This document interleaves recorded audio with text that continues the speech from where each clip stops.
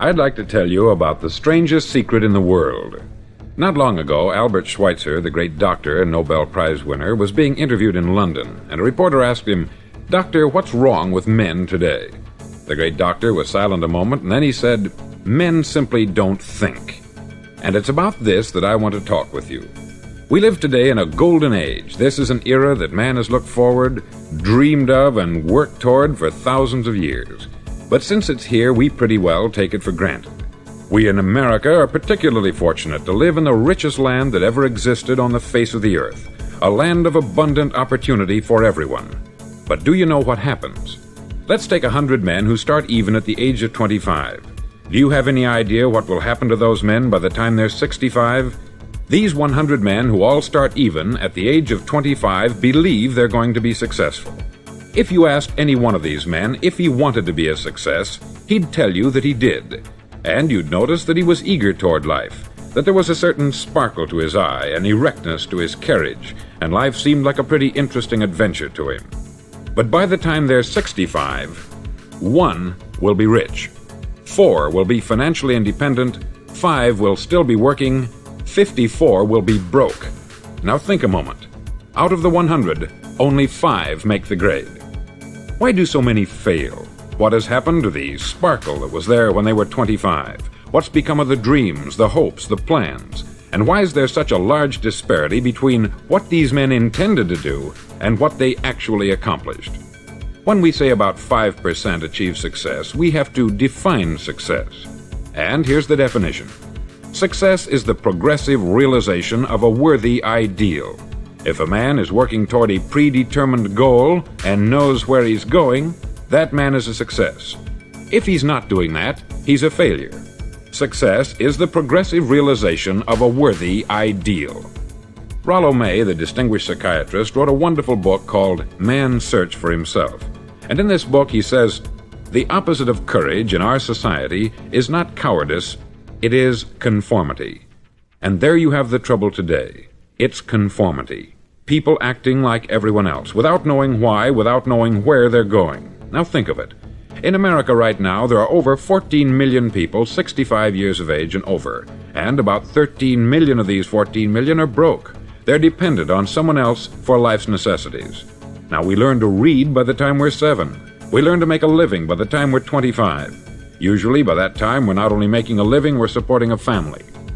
And yet by the time we're 65, we haven't learned how to become financially independent in the richest land that has ever been known. Why? We conform. And the trouble is that we're acting like the wrong percentage group, the 95% who don't succeed. Now why do these people conform? Well, they don't know really. These people believe that their lives are shaped by circumstances, by things that happen to them, by exterior forces. They're outer-directed people. A survey was made one time that covered a lot of men, working men, and these men were asked this question. Why do you work? Why do you get up in the morning? 19 out of 20 had no idea. If you ask them, they'll say, everyone goes to work in the morning. And that's the reason they do it, because everyone else is doing it. Now let's get back to our definition of success. Who succeeds? The only man who succeeds is the man who is progressively realizing a worthy ideal.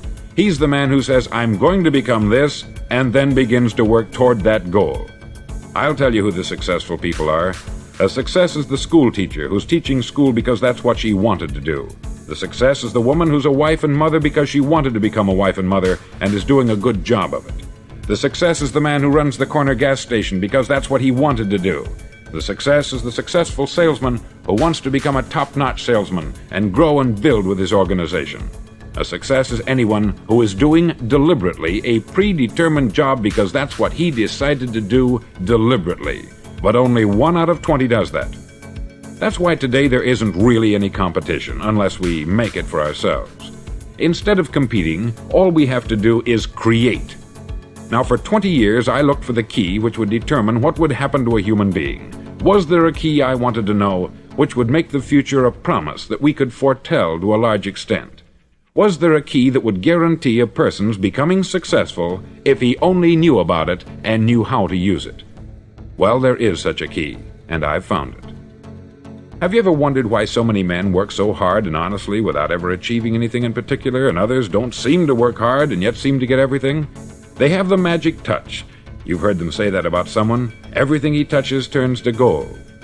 And have you ever noticed that a man who becomes successful tends to continue to become successful, and on the other hand, have you noticed how a man who is a failure tends to continue to fail? It's because of goals. Some of us have them, some don't. People with goals succeed because they know where they're going. Now think of a ship leaving a harbor, and think of it with the complete voyage mapped out and planned. The captain and crew know exactly where it's going and how long it will take. It has a definite goal. 9,999 times out of 10,000 it will get to where it started out to get. Now let's take another ship, just like the first, only let's not put a crew on it, or a captain at the helm. Let's give it no aiming point, no goal, no destination. We just start the engines and let it go. I think you'll agree with me that if it gets out of the harbor at all, it will either sink or wind up on some deserted beach a derelict. It can't go any place because it has no destination and no guidance. It's the same with a human being. Take the salesman, for example. There is no other person in the world today with the future of a good salesman. Selling is the world's highest paid profession, if we're good at it and if we know where we're going. Every company needs top-notch salesmen, and they reward those men. The sky is the limit for them. But how many can you find? Someone once said, "The human race is fixed, not to prevent the strong from winning, but to prevent the weak from losing." The American economy today can be likened to a convoy in time of war. The entire economy is slowed down to protect its weakest link, just as the convoy had to go at the speed that would permit its slowest vessel to remain in formation. That's why it's so easy to make a living today. It takes no particular brains or talent to make a living and support a family today. So we have a plateau of so-called security, if that's what a person's looking for. But we do have to decide how high above this plateau we want to aim for. Now let's get back to the strangest secret in the world, the story that I wanted to tell you today. Why do men with goals succeed in life, and men without them fail? Well, let me tell you something which, if you really understand it, will alter your life immediately. If you understand completely what I'm going to tell you from this moment on, your life will never be the same again. You'll suddenly find that good luck just seems to be attracted to you. The things you want just seem to fall in line. And from now on, you won't have the problems, the worries, the gnawing lump of anxiety that perhaps you've experienced before. Doubt, fear, well, they'll be things of the past. Here's the key to success, and the key to failure. We become what we think about. Now let me say that again. We become what we think about. Throughout all history, the great wise men and teachers, philosophers and prophets have disagreed with one another on many different things. It is only on this one point that they are in complete and unanimous agreement. Listen to what Marcus Aurelius, the great Roman emperor, said. He said, "A man's life is what his thoughts make of it." Disraeli said this, "Everything comes if a man will only wait. I have brought myself by long meditation to the conviction that a human being with a settled purpose must accomplish it, and that nothing can resist a will that will stake even existence for its fulfillment." Ralph Waldo Emerson said this, "A man is what he thinks about all day long." William James said, "The greatest discovery of my generation is that human beings can alter their lives by altering their attitudes of mind." And he also said, "We need only in cold blood act as if the thing in question were real, and it will become infallibly real by growing into such a connection with our life that it will become real. It will become so knit with habit and emotion that our interest in it will be those which characterize belief." He also said this, "If you only care enough for a result, you will almost certainly attain it. If you wish to be rich, you will be rich. If you wish to be learned, you will be learned. If you wish to be good, you will be good. Only you must then really wish these things, and wish them exclusively, and not wish at the same time 100 other incompatible things just as strongly." In the Bible you read, in Mark 9:23, "If thou canst believe, all things are possible to him that believeth." Dr. Norman Vincent Peale said this, "This is one of the greatest laws in the universe. Fervently do I wish I had discovered it as a very young man. It dawned upon me much later in life, and I've found it to be one of the greatest, if not my greatest discovery, outside of my relationship to God. And the great law, briefly and simply stated, is that if you think in negative terms, you'll get negative results. If you think in positive terms, you will achieve positive results. That is the simple fact which is at the basis of an astonishing law of prosperity and success. In 3 words, believe and succeed. William Shakespeare put it this way: "Our doubts are traitors, and make us lose the good we oft might win, by fearing to attempt." George Bernard Shaw said, "People are always blaming their circumstances for what they are. I don't believe in circumstances. The people who get on in this world are the people who get up and look for the circumstances they want, and if they can't find them, make them." Well, it's pretty apparent, isn't it? And every person who discovered this for a while believed that he was the first one to work it out. We become what we think about. Now, it stands to reason that a person who's thinking about a concrete and worthwhile goal is going to reach it, because that's what he's thinking about. And we become what we think about. Conversely, the man who has no goal, who doesn't know where he's going, and whose thoughts must therefore be thoughts of confusion and anxiety and fear and worry, becomes what he thinks about. His life becomes one of frustration, fear, anxiety, and worry. And if he thinks about nothing, he becomes nothing. Now, how does it work? Why do we become what we think about? Well, I'll tell you how it works as far as we know. Now, to do this, I want to tell you about a situation that parallels the human mind. Suppose a farmer has some land, and it's good, fertile land. Now, the land gives the farmer a choice. He may plant in that land whatever he chooses. The land doesn't care. It's up to the farmer to make the decision. Now, remember, we're comparing the human mind with the land, because the mind, like the land, doesn't care what you plant in it. It will return what you plant, but it doesn't care what you plant. Now, let's say that the farmer has 2 seeds in his hand. One is a seed of corn, the other is nightshade, a deadly poison. He digs 2 little holes in the earth and he plants both seeds, one corn, the other nightshade. He covers up the holes, waters, and takes care of the land, and what will happen? Invariably, the land will return what is planted. As it's written in the Bible, "As ye sow, so shall ye reap." Remember, the land doesn't care. It will return poison in just as wonderful abundance as it will corn. So up come the 2 plants, one corn, one poison. Now, the human mind is far more fertile, far more incredible and mysterious than the land, but it works the same way. It doesn't care what we plant. Success, failure. A concrete worthwhile goal, or confusion, misunderstanding, fear, anxiety, and so on. But what we plant, it will return to us. You see, the human mind is the last great unexplored continent on the earth. It contains riches beyond our wildest dreams. It will return anything we want to plant. Now, you might say, well, if that's true, why don't people use their minds more? Well, I think they've figured out an answer to that too. Our mind comes as standard equipment at birth. It's free, and things that are given to us for nothing we place little value on. Things that we pay money for, we value. The paradox is that exactly the reverse is true. Everything that's really worthwhile in life came to us free. Our mind, our soul, our body, our hopes, our dreams, our ambitions, our intelligence, our love of family and children and friends. All these priceless possessions are free, but the things that cost us money are actually very cheap and can be replaced at any time. A good man can be completely wiped out and make another fortune. He can do that several times. Even if our home burns down, we can rebuild it, but the things we got for nothing, we can never replace.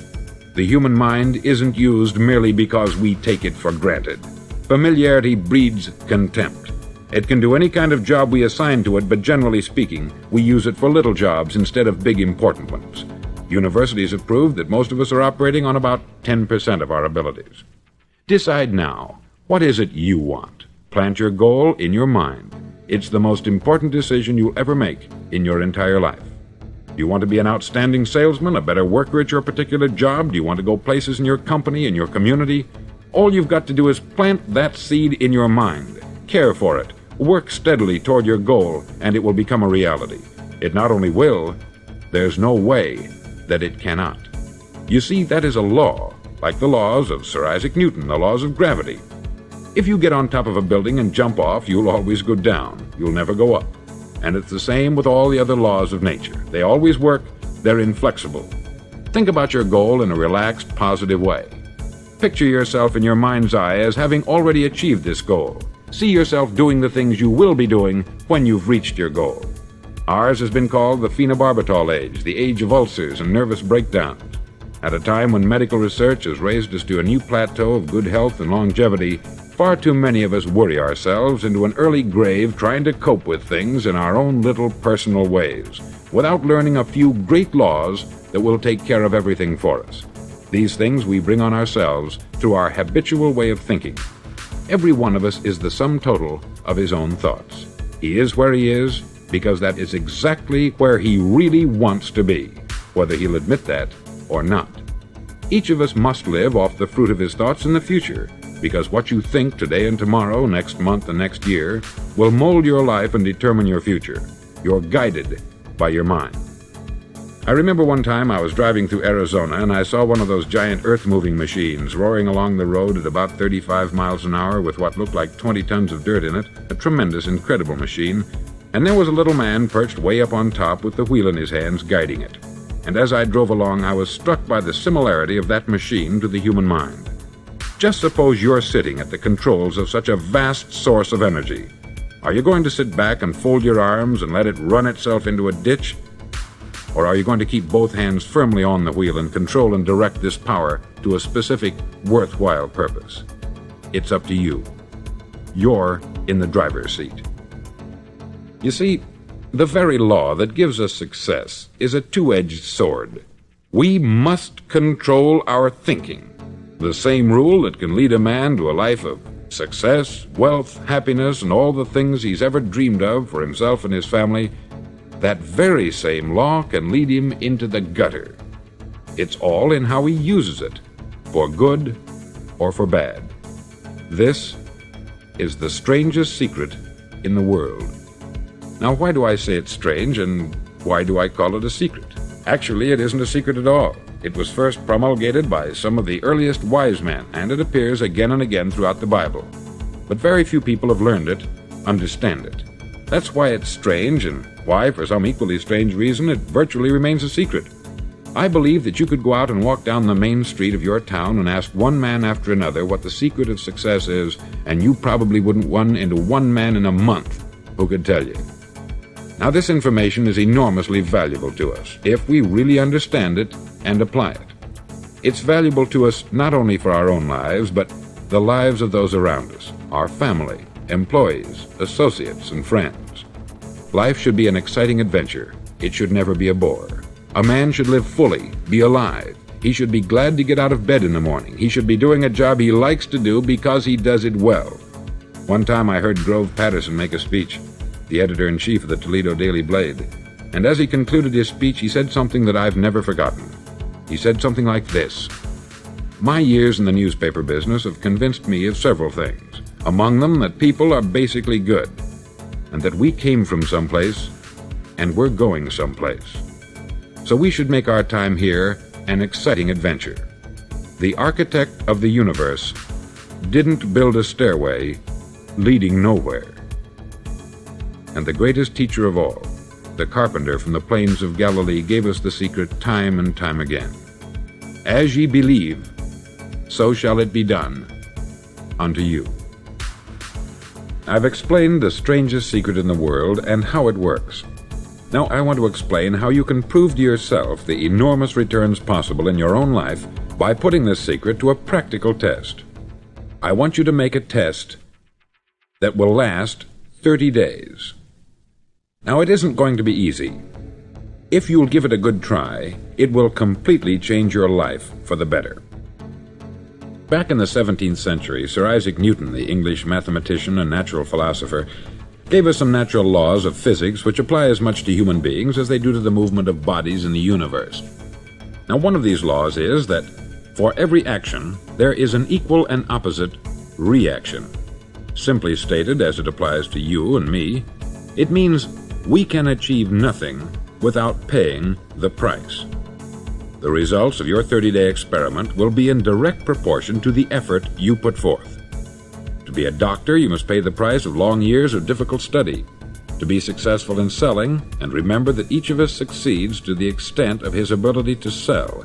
Selling our families on our ideas, selling education in schools, selling our children on the advantages of living the good and honest life, selling our associates and employees on the importance of being exceptional people. To, of course, the profession of selling itself. But to be successful in selling our way to the good life, we must be willing to pay the price. Now, what is that price? Well, it's many things. First, it's understanding emotionally, as well as intellectually, that we literally become what we think about, that we must control our thoughts if we're to control our lives. It's understanding fully that, as ye sow, so shall ye reap. Secondly, it's cutting away all the fetters from the mind and permitting it to soar as it was divinely designed to do. It's the realization that your limitations are self-imposed, and that the opportunities for you today are enormous beyond belief. It's rising above narrow-minded pettiness and prejudice. Thirdly, to use all your courage to force yourself to think positively on your own problem, to set a definite and clearly defined goal for yourself, to let your marvelous mind think about your goal from all possible angles, to let your imagination speculate freely upon many different possible solutions, to refuse to believe there are any circumstances sufficiently strong to defeat you in the accomplishment of your purpose, to act promptly and decisively when your course is clear, and to keep constantly aware of the fact that you are, at this moment, standing in the middle of your own acre of diamonds, as Russell Conwell used to point out. Fourth, save at least 10% of what you earn. It's also remembering that no matter what your present job, it has enormous possibilities if you're willing to pay the price. Now let's just go over the important points in the price each of us must pay to achieve the wonderful life that can be ours. It is, of course, worth any price. 1. You will become what you think about. 2. Remember the word imagination. Let your mind soar. 3.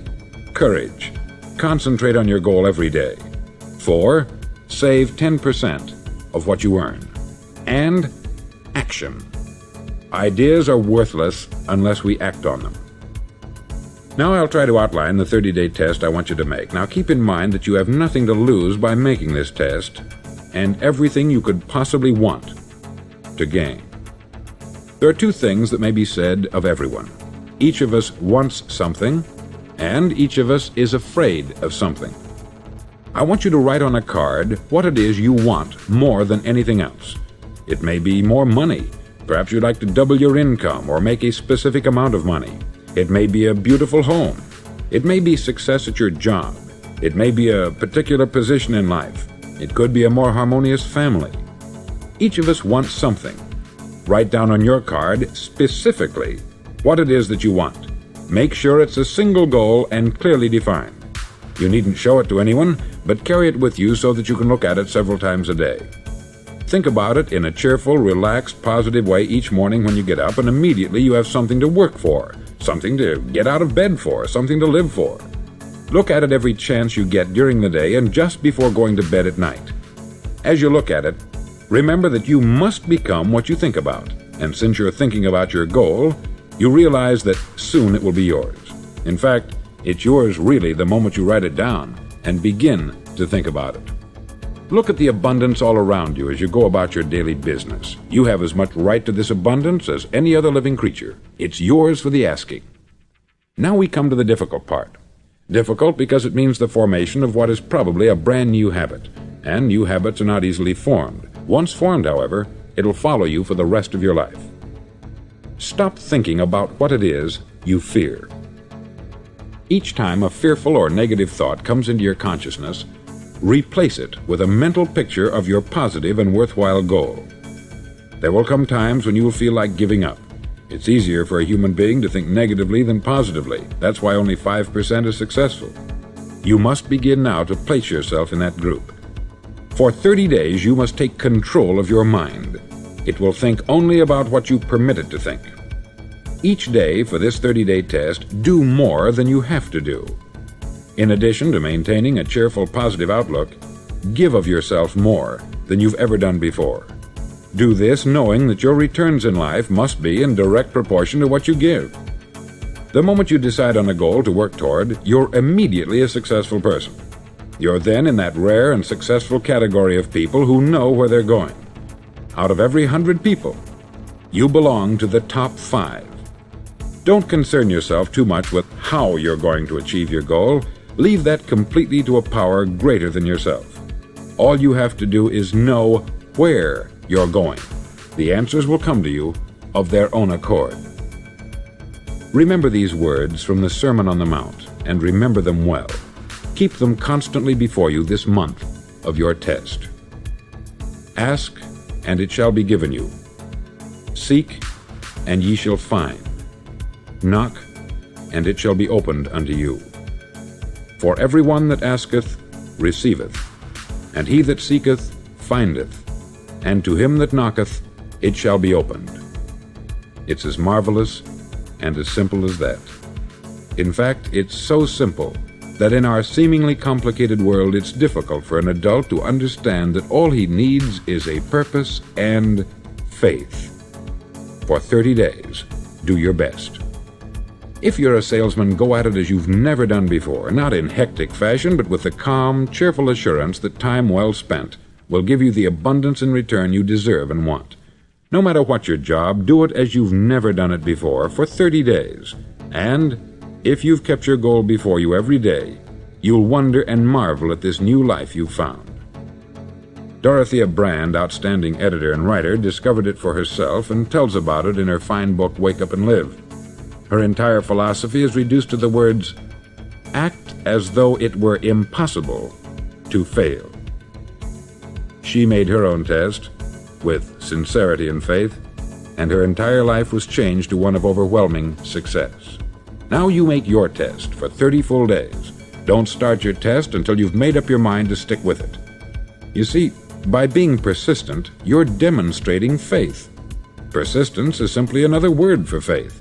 If you didn't have faith, you would never persist.